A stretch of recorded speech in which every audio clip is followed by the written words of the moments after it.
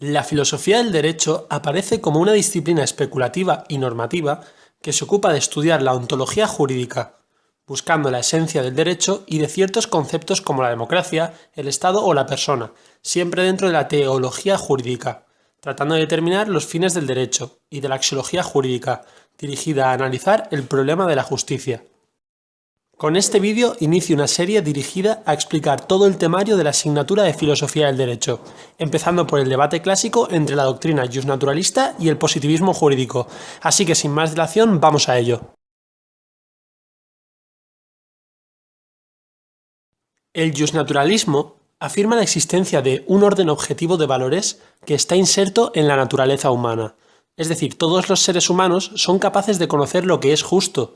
Esto es lo que se denomina el derecho natural.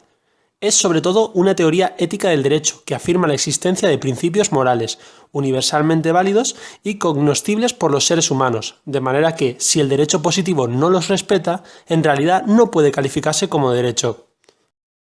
San Agustín lo afirmó en su obra De Civitate Dei: cuando no hay justicia, los estados no son más que grandes empresas de criminales. Los pensadores de esta corriente tienen un rasgo común, el dualismo. Mientras los positivistas consideran que en general solo hay un derecho, los justnaturalistas piensan que hay un derecho positivo y un derecho natural, el cual también puede ser conocido. Históricamente pueden identificarse tres grandes corrientes del justnaturalismo. En primer lugar, la clásica, que concibe el derecho natural como un orden natural de valores que está presente en el cosmos y en el hombre, formando parte de él. En segundo lugar tenemos la cristiano-medieval, que se remonta a Dios como autor último de este orden natural de valores, y que necesariamente deben estar presentes en el derecho positivo para calificarlo como derecho, y por último encontramos la racionalista, que desplaza el concepto de lo natural desde lo externo y objetivo hasta lo interno y subjetivo, la naturaleza racional de los seres humanos. A partir de ese momento, la razón humana ya no se limita a descubrir valores, sino que acabará siendo creadora de valores. La doctrina del derecho natural clásico podría identificarse con la jurisprudencia romana, inspirada por Aristóteles. El derecho es el compendio de las relaciones justas entre los hombres. Esas relaciones no son las pensadas y decididas por los hombres, sino que tienen una existencia real al margen de la voluntad humana. En el derecho natural moderno, la única realidad es el individuo, y que cada individuo, en virtud de su propia naturaleza, posee derechos, llamados subjetivos. Pueden descubrirse con la ayuda de la razón, mediante el examen de la naturaleza humana. El poder político no crea estos derechos, sino que tiene el deber de reconocerlos y consagrarlos, y en su caso, los individuos pueden invocar esos derechos para limitar el poder del Estado.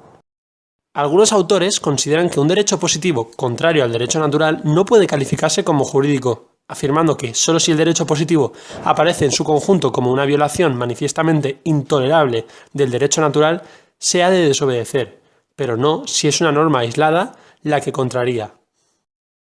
Por lo tanto, los rasgos comunes del justnaturalismo pueden concretarse en dos. En primer lugar, identificación de la justicia con una serie de principios que derivan de la naturaleza y que a su vez pueden conocerse de algún modo. Y por otro lado, afirmación de la validez universal de estos principios.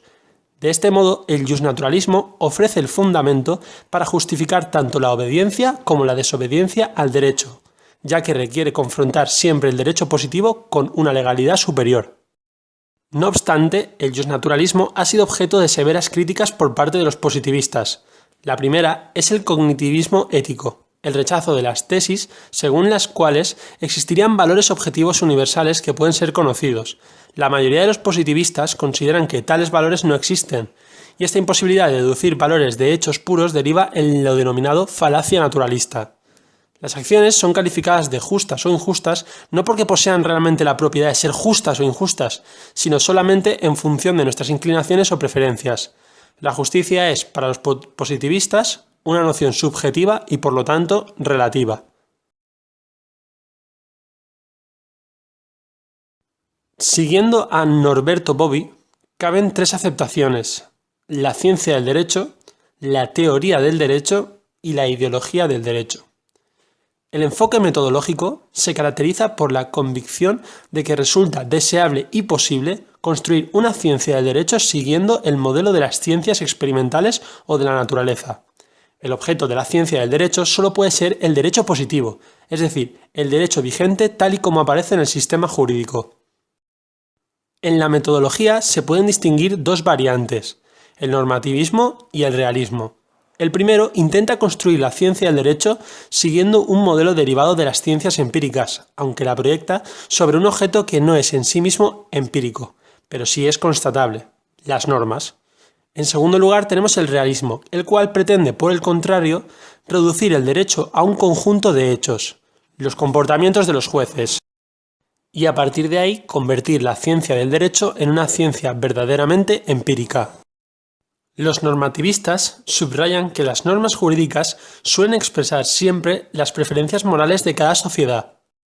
El concepto de derecho no puede ser definido tomando como referencia su actuación a la moral, sino únicamente su validez o eficacia. Solamente después de haber establecido un conjunto de reglas será derecho, y es cuando podemos proyectar sobre él mismo un juicio moral. Es cuando procede a calificar este derecho como justo o injusto. Y el denominado positivismo ideológico, con independencia del contenido de las normas, establece que hay que obedecer al derecho y este debe ser siempre aplicado por los jueces. La ideología que considera que el derecho vigente tiene siempre fuerza obligatoria y ha de ser obedecido siempre es esta ideológica. Y todo derecho se presume siempre justo en la medida en que ha sido promulgado por un legislador racional. Así que como conclusión, los pensadores justnaturalistas están ligados al cognitivismo ético, es decir, a la tesis según la cual los valores, es decir, lo bueno, lo justo o lo bello, tienen una existencia objetiva y son susceptibles de ser conocidos. Entienden que la ciencia del derecho consiste en establecer, de acuerdo con unos valores universales, las relaciones justas que deben regir en la sociedad, determinar el derecho justo. Por otro lado, el positivismo parte de que el derecho no es en sí mismo una ciencia, pero se puede construir una ciencia distinta de él que lo tome como objeto de estudio, es decir, que se atribuya como una tarea el describirlo. Pues estas son las principales características del derecho justnaturalista y del derecho positivista. En los sucesivos vídeos iremos describiéndolas mejor y bueno, espero que os haya gustado y que hayáis aprendido algo. Muchas gracias y un saludo.